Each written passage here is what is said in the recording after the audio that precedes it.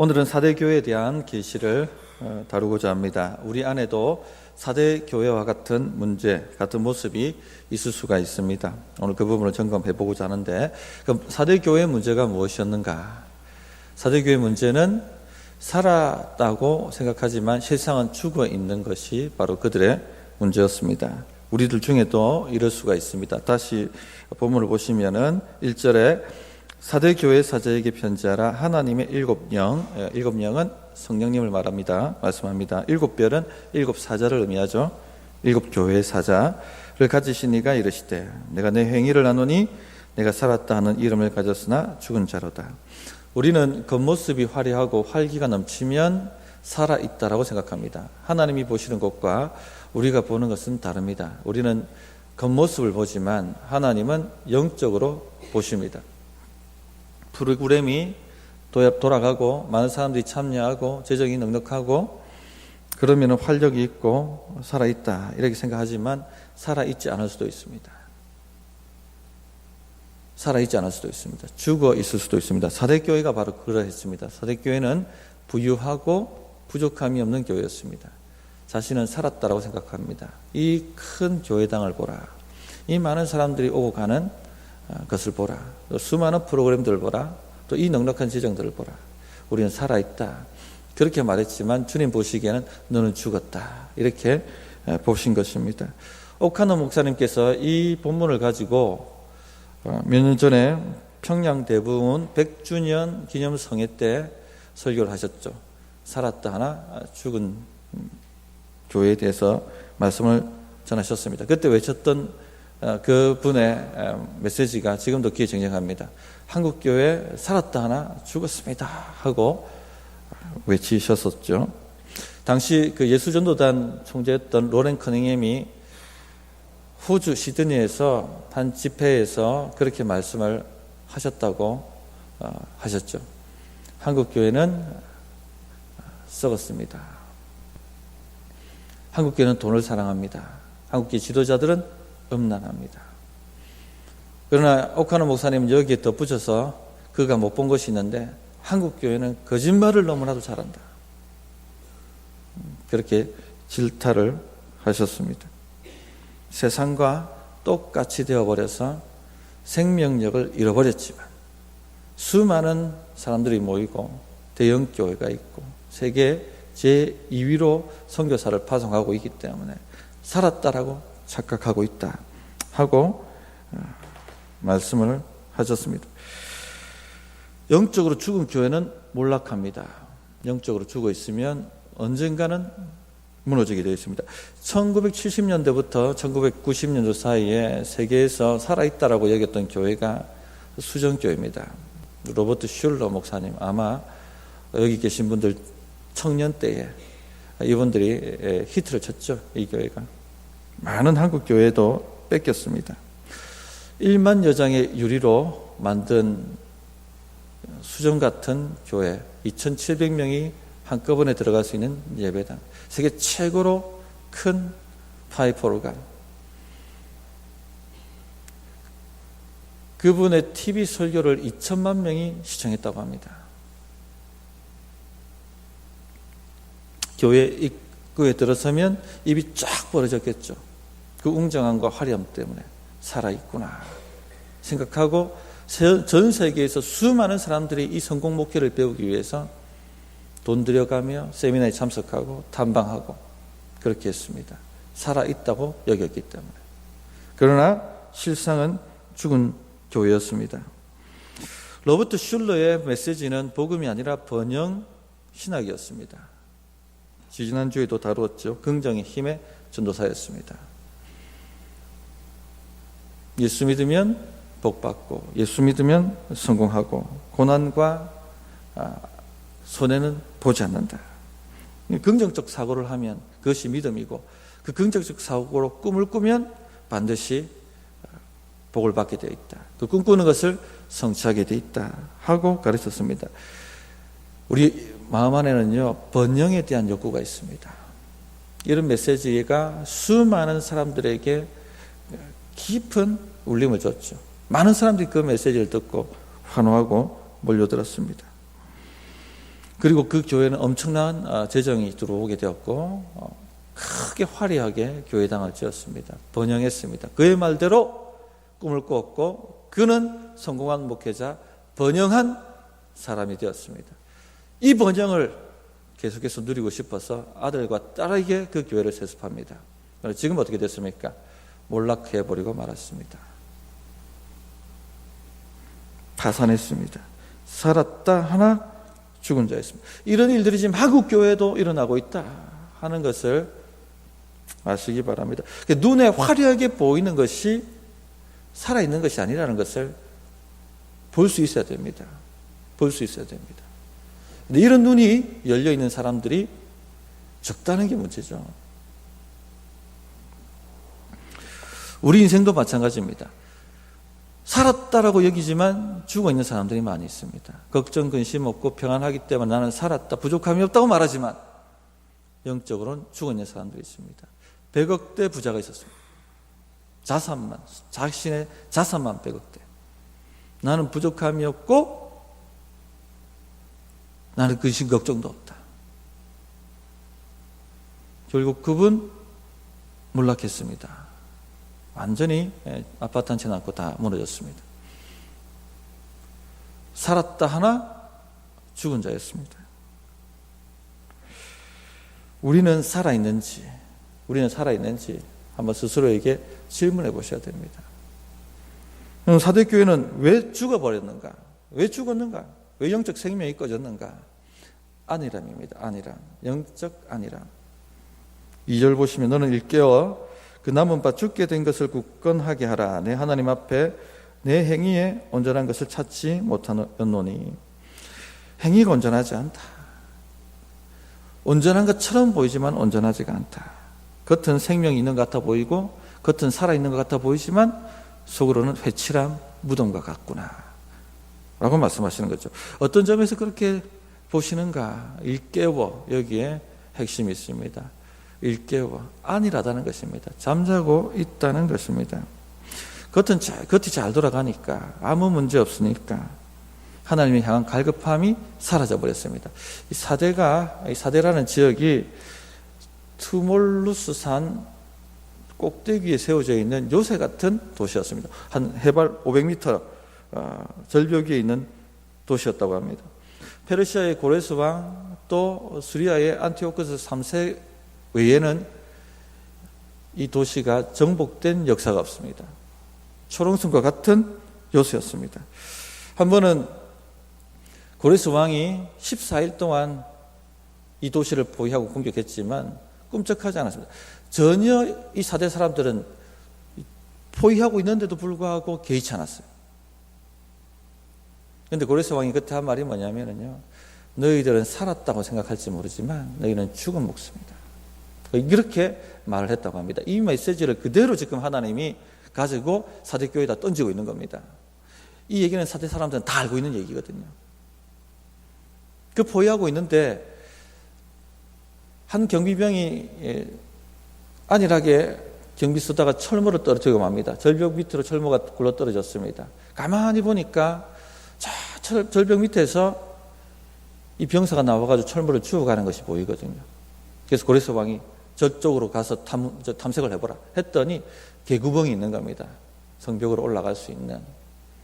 거기에 군사들을 집어넣어서 들어가 봤더니 모두 다 졸고 있더랍니다. 안일함이죠. 그래서 그 성이 고레스 왕에게 함락되었다고 합니다. 세월이 지나서 사도 바울이 아시아에 복음을 전했을 때 이 교회가 세워졌던 것 같습니다. 그 에베소 교회를 바울이 세울 때에 아시아에 있는 모든 곳에 복음이 전해졌다고 얘기하거든요. 그리고 에베소 지역에 엄청난 영적 부흥이 일어났지 않습니까? 엄청난 기적이 일어나고 사탄의 권세가 끊어지고 그때 아마도 사대 지역에도 부흥이 급격하게 일어났던 것 같습니다. 에베소만큼 사대도 아데미를 숭배했는데 그 아데미 신전이 교회당으로 바뀌었다고 합니다. 그만큼 영적인 부흥이 강력했습니다. 그런데 한 세대가 지나기도 전에 이미 사대교회는 죽어가고 있었습니다. 실제로 이 사대라는 지역이 초롱성 갖고 사람들이 접근하기 힘든 지역이다 보니까 이단의 공격을 받지 않았다고 합니다. 핍박도 별로 없었고. 왜 무너졌는가 이 교회가? 안일함 때문에 무너져 버린 것입니다. 그 남은 바 죽게 된 것, 다 죽어가는 것, 곧 꺼져가는 이 세상의 생명을 굳건하게 만들라, 강하게 만들라, 일깨워라 하고 주님께서 명령하고 계십니다. 성도님들, 어제의 승리가 오늘의 승리를 보장하지 않습니다. 어제의 은혜가 오늘의 은혜를 보장하지 않습니다. 어제의 은혜는 어제의 은혜의 분량이 있고 오늘의 은혜는 오늘의 분량이 있습니다. 만나는 일용할 양식입니다. 어제의 은혜가 오늘까지 지속되지 않는다는 겁니다.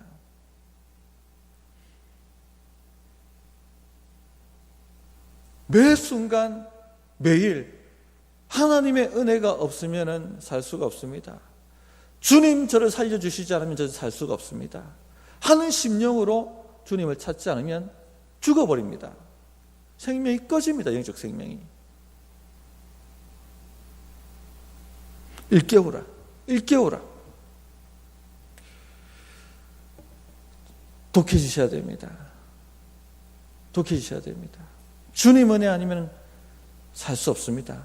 하는 이 심령으로 주를 향해만 살 수가 있습니다. 그렇게 한두 사람이 살아나면 그게 퍼져버립니다.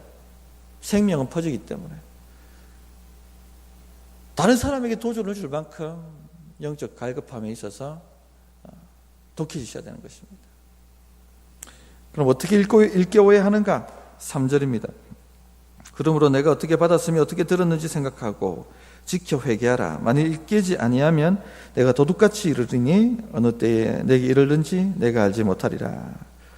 생각하고 지켜 회개하라. 그래 해야지 생명력이 일어난다고 얘기합니다. 여기 생각하라.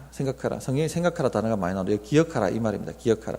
원어상으로는 기억하라라는 뜻에 더 맞습니다. 무엇을 기억하라고 말씀하십니까? 어떻게 받았으며 어떻게 들었는지를 기억하라. 이들이 어떻게 받았고 어떻게 들은 것이 무엇입니까? 복음입니다. 복음. 복음을 어떻게 들었고 어떻게 받았는지를 기억하라. 복음의 열정을 기억하라는 것입니다. 우리가 처음 복음을 들었을 때 그 감동과 감격 때문에 회개하며 눈물 흘리며 가슴을 찢고 주의 사랑 앞에 견딜 수 없어서 울었던 것을 기억하십니까? 그 열정을 기억하십니까? 그 열정을 기억하지 못한다면 영적으로 메말라 있습니다. 영적으로 죽은 것이다. 이렇게 말씀하고 있습니다. 저는 부자가 되고 싶어서 예수님을 찾았습니다. 아버지 사업 망하시고 가난했습니다. 초등학교 때 아버지 사업 망하시고 중학교 청소년기 들었었는데 힘들었습니다.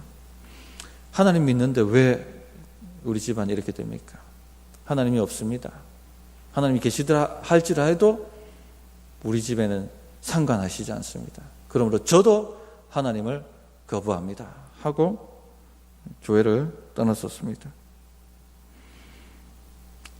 인생 제가 멋있게 살아낼 수 있을 것 같았습니다. 내가 할 수 있다. 하나님이 돌보시지 않는데 스스로 내 인생 살아내야 되지 않느냐. 할 수 있다. 그렇게 독한 마음 먹고 살아보려고 했습니다. 그런데 대학교 들어가자마자 이 허리가 고장이 나버린 겁니다. 원인도 없이. 1년 동안 허리가 아파서 누워 있어야만 했습니다. 인생이 제 마음대로 되지 않는구나. 그때 철저히 깨달았죠. 불행했습니다. 소망이 없었습니다. 죽고 싶었습니다. 그런데 그러니까 소망이 없으니까 뭐 하러 다닙니까? 술 마시러 다니는 거예요. 돈만 생기면은 술 친구들하고 술 마시러 다니는 겁니다. 이 교회 친구들 보면은 야 오늘 꿀꿀한데 한잔하러 가자 이렇게 얘기하면은 뭐라고 얘기합니까? 나 교회 가야 돼. 교회 뭐 하는데? 근데 이 아이들은 항상 얼굴이 밝아요. 기쁨이 있습니다. 평안해 보입니다. 나는 이렇게 불행해서 미쳐버리겠는데, 나는 죽고 싶을 만큼 괴로운데 얘들은 얼굴이 평안하고 근심 걱정 없이 살아가는 것처럼 보이고, 너희 도대체 어디 가는데? 기도회 하러 간다는 겁니다. 하나님, 어릴 때 믿었던 하나님이 생각이 나고, 하나님, 제게 한 번 더 기회를 주시면, 제게 한 번 더 기회를 주시면 저도 제대로 한번 주님 믿고 살아보겠습니다 하고 간절히 기도 드렸었습니다. 하나님이 고쳐주셔서 이렇게 살고 있습니다. 그러나 그렇게 해서 예수님 만났지만 여전히 제 목표는 부자가 되는 것이고 제 소원 목록을 성취하는 것이었습니다. 소원 목록 10몇 개를 적어놓고 밤낮으로 하나님께 부르짖고 기도했습니다. 하나님의 나라, 하나님의 뜻 별 관심 없었습니다. 내 소원 목록만 성취되면 오케이, 하나님은 그 일로 오케이, 그 정도면 내가 하는 게 헌금하고 그 정도면 내가 주일 성수하고 할 테니까 그 정도 선에서 하나님 적절히 서로 타협합시다 하고 주구장창 소원 목록을 주님 앞에 아뢰었습니다. 그런데 응답이 안 되는 거예요. 미쳐버리겠습니다. 어떻게 하면 응답이 잘 될까? 기도에 관한 책을 다 사다 봤습니다. 그때는. 근데 사다 보는 책마다 예수님이 우리 죄를 위해 죽으시고 부활하셨다는 복음장이 있는 거다. 맨 마지막이든 앞이든. 그리고 예수님을 영접하십시오. 따라하십시오. 여기 기도문이 다 있는 거예요. 요거 기도 따라하면은 하나님이 기쁘고 감동하셔서 들어주실까 싶어서 그 모든 장들을 따라 있습니다. 어느 날 또 소원 목록을 가지고 기도하는데 제 마음에 다가오는 것이 주님이 진실로 나의 죄를 위해 죽으시고 부활하셨다는 것이 탁 하고 가슴에 다가오는 거예요. 견딜 수 없는 은혜의 눈물이 흘러나오는데 그때 정말로 주님이 나를 위해 죽으시고 부활하셨다는 것이 생생하게 믿어졌습니다. 그때마다 예수 옛자만 나와도 눈물이 흐르고 찬송가 한 절만 불러도 마음이 울렁울렁거리고 경상도 사나이가 눈물 보이면 안 된다고 참았지만 줄줄 내리는 눈물을 감출 수가 없었습니다. 기도만 하면은 통성기도를 제가 배운 적도 없고 해본 적도 없는데 입에서 통성으로 기도가 튀어나오면서 이 뱃속 밑에 생수의 강이 배에서 흘러나온다 하더만 이 배 밑에서부터 뜨거운 것이 올라와서 목구멍을 치고 올라오는데 견딜 수가 없었습니다. 그런 세월을 2년 동안 하늘을 날아가는 것 같았어요. 하늘을 날아가는 기쁨이 되고 즐거움이 되고 성도님들 이런 시절을 다 경험하시지 않았습니까? 130명 되는 교인이 일로 넘어와가지고 이 큰 교회당을 지었습니다. 돈도 없는 사람들.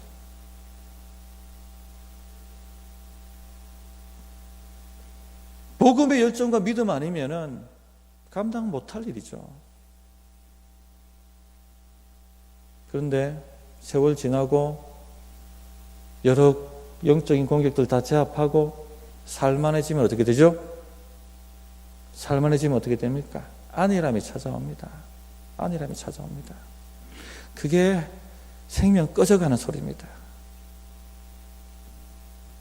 기도하기 싫어지고 세상 즐거움 쫓아가보고 싶고 기도의 힘이 갈급함이 점점 사라지는 거예요.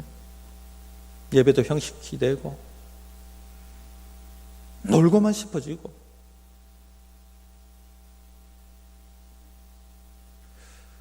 올해 처음 전교인 수련을 했습니다. 전에도 했겠죠, 수련을. 그러나 제가 기도하면서 하나님, 주님이 주신 교회 돈을 영적 목표가 없는 일에 쓰고 싶지는 않습니다. 야유회 체육대회 왜 돈 투자하면서 놀아야 됩니까? 그런 마음이 들었습니다. 전혀 영적 목표가 없어요. 야유회 체육대회로 사탄의 진이 파괴되지 않습니다. 그죠? 전혀 파괴되지 않고 제자가 되지 않습니다. 성도들의 삶의 과정의 우한 질고가 끊어지지 않습니다. 교회의 목적은 영혼 구원하고 제자 삼는 거기 때문에 제자 삼는 걸로 만들자.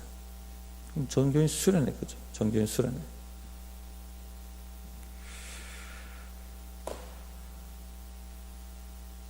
성도님들 노는 분위기가 되면 안 되고요. 영적인 갈급함의 분위기가 되어야 됩니다. 독해지셔야 됩니다. 기도에 사모하는 분위기가 되어야 됩니다. 이런 교회가 살아있는 교회입니다. 이런 목장이 살아있는 목장입니다. 이런 인생이 살아있는 인생입니다. 살아있다는 교회를 다 가보십시오. 영적으로 반짝반짝거립니다. 눈에는 도끼가 가득합니다. 믿음의 도끼가. 걸리는 사탄막이 아작납니다. 우간질고 떠나갑니다. 저는 우리 교회 분위기를 영적 분위기로 바꾸고 싶습니다. 영적 분위기로 바꾸고, 여기에 사활이 걸려있습니다. 사활이.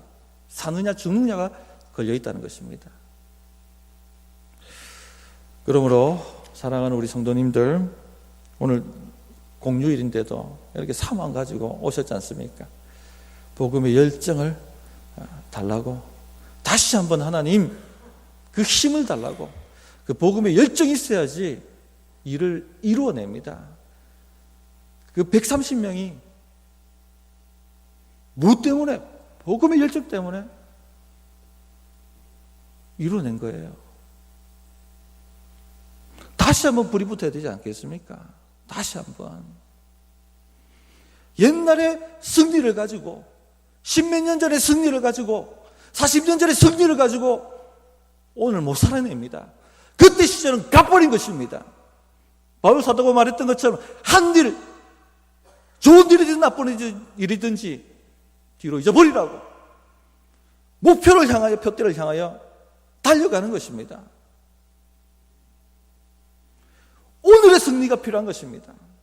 하나님 다시 한번 저에게 힘을 주시고, 우리 어르신들도요, 기도하십시오. 아직 목숨이 붙어 있다는 것은 사명이 있다는 것입니다. 하나님 다시 저에게 열정 주십시오.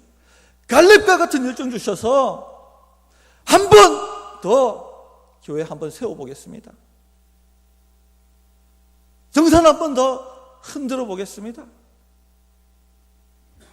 이렇게 저돌적으로 돌진하는 교회 되었으면 좋겠습니다. 아멘이십니까? 좋습니다. 찬양하고 기도하도록 하겠습니다.